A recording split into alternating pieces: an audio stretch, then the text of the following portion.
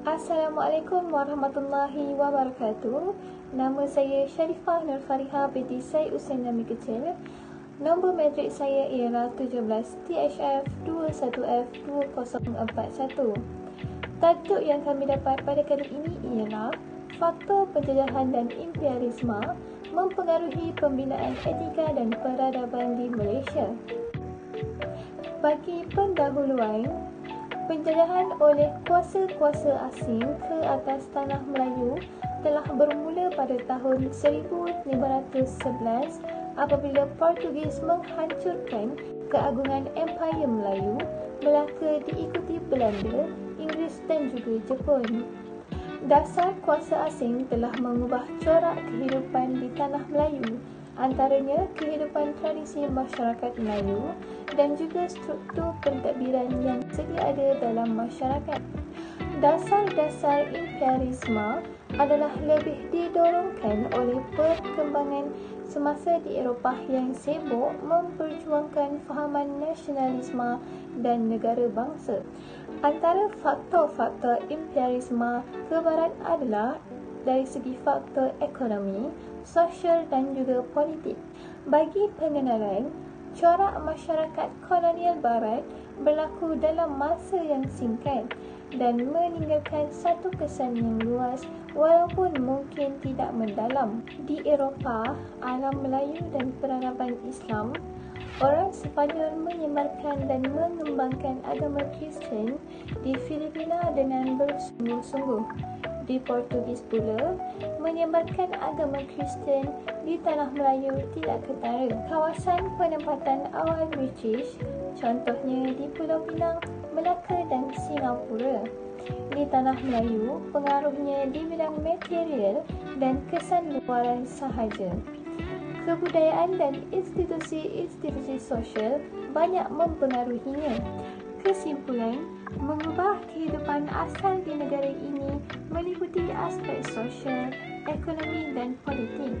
Dasar-dasar kemasukan imigran, pendidikan vernakular, pemecahan ekonomi mengikut kaum, sistem residen dan dasar pemerintahan berpusat telah mengakibatkan cara hidup tradisi terhimpit dan tidak dihiraukan oleh penjajah British.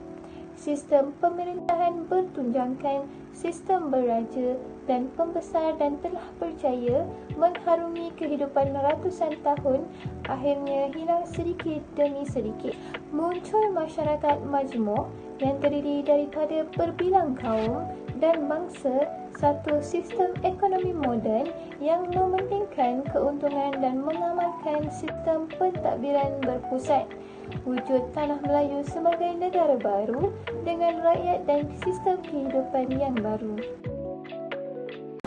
Assalamualaikum warahmatullahi wabarakatuh dan salam sejahtera. Nama saya Fatin Nadira binti Abdul Razak. Nombor kad matrik saya adalah 17 DHF 21F 2069. Saya akan sambung mengenai pengenalan ekonomi. Ekonomi bagi menjana perkembangan industri pergilangan, revolusi pertanian memerlukan banyak bahan mentah. Bahan mentah tersebut seperti getah, biji timah dan juga kelapa sawit. Pada tahun 1830-an, banyak negara bersaing dengan negara-negara Eropah yang lain. Pengenalan tarikh bertujuan untuk melindungi kepentingan industri perkilangan dalam negaranya. Selain itu, penubuhan pengkalan syarikat Hindia Timur Inggeris di Madras dan di Bengala di India semakin meluas. Dengan pengenalan kapal berkuasa wap, revolusi perindustrian telah berjaya mempercepatkan pelayaran dan menyediakan kemudahan pengangkutan dan perhubungan.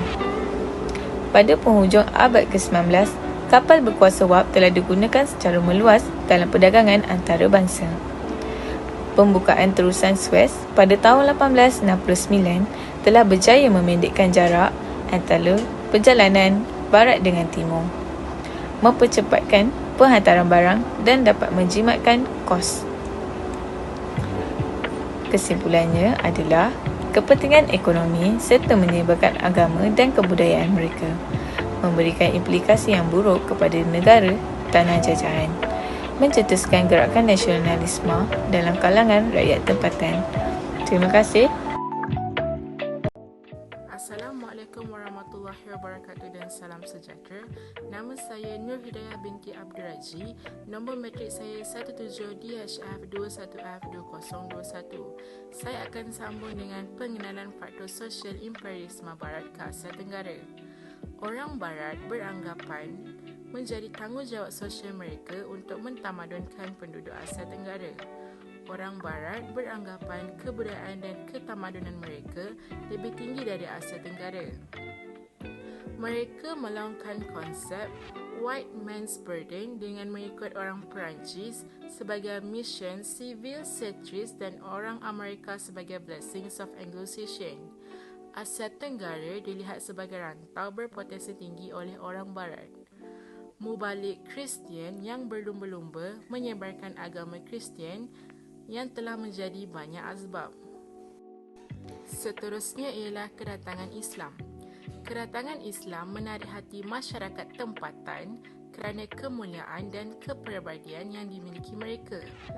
Menunjukkan sifat-sifat terpuji seperti menjaga amanah, keadilan, kebenaran, menepati janji serta menjauhkan diri daripada perbuatan terkutuk.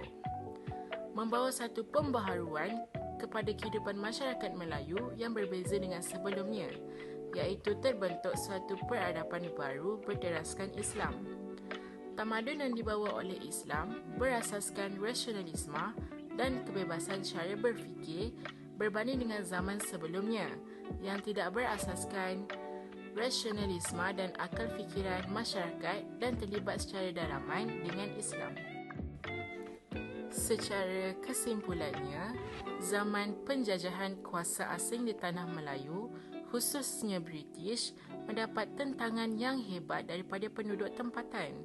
Segala pembaharuan yang dilakukan oleh British telah menimbulkan perasaan tidak puas hati di kalangan penduduk tempatan.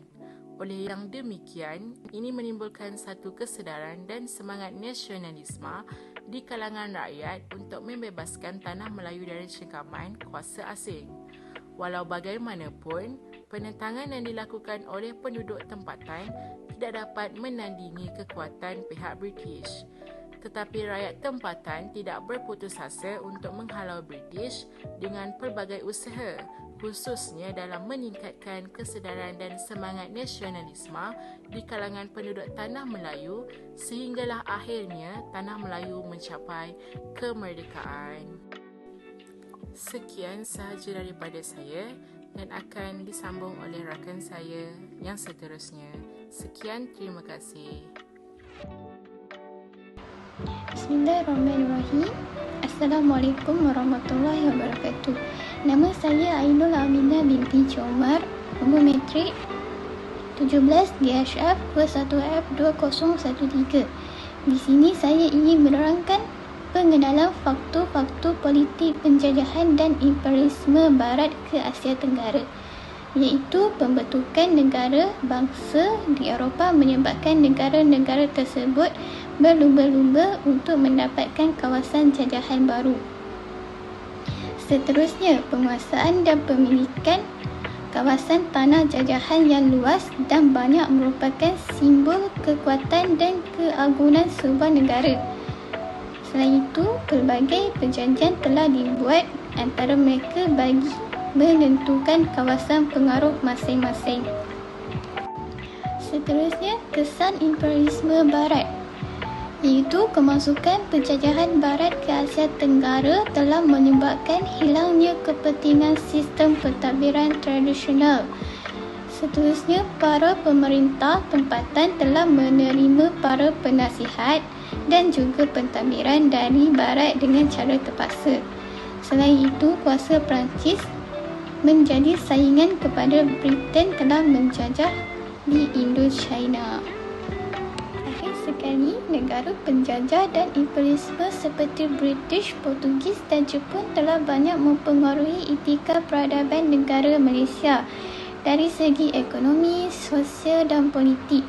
Pengaruh ini telah membawa manfaat yang besar kepada Malaysia seperti menumbuhkan sekolah vernacular yang menyebabkan lebih banyak rakyat Malaysia mendapat pendidikan yang tinggi, tidak mengira kaum dan bangsa pada hari ini. Jadi, peninggalan ideal yang perubahan negara barat dalam ekonomi, sosial dan politik harus diambil sebagai teladan dan dipertingkatkan untuk memajukan negara Malaysia dengan lebih lagi pada masa yang akan datang. Sekian saja daripada saya dan akan diteruskan oleh kawan saya. Terima kasih. Assalamualaikum dan selamat sejahtera. Nama saya Nur Husna binti Zulkarnain. Nombor mesej saya 17H21F203 dari kelas D21B. Saya akan menerangkan bagi kesimpulan. Kesimpulannya, kepentingan sesebuah ekonomi serta menyebabkan agama dan kebudayaan mereka. Selain itu dapat memberikan implikasi yang buruk kepada negara tanah jajahan dan dapat mencetuskan gerakan nasionalisme dalam kalangan rakyat tempatan. Seterusnya, saya akan menerangkan untuk nilai murni. Nilai murni sebagai ialah memiliki jati diri yang tinggi dan tidak mudah untuk menerima pengaruh luar. Selain itu, nilai murni yang juga ialah mempunyai sikap kecintaan dan setia kepada negara serta mengekalkan kedaulatan, malah berjaya mengisi kemerdekaan tersebut dengan kemajuan. Selain itu, saya akan menerangkan bagi harapan kepada bangsa dan negara. Harapan kepada bangsa dan negara, kita perlu bertoleransi untuk membina sesuatu perpaduan negara. Selain itu, kita boleh sandarkan harapan agar masyarakat kita bersedia diri serta ada titi negara yang menjadi kebanggaan kita sentiasa terpelihara. Ini sahaja untuk topik faktor penjajahan dan imperialisme etika dan peradaban di Malaysia. Sekian, terima kasih daripada grup kami.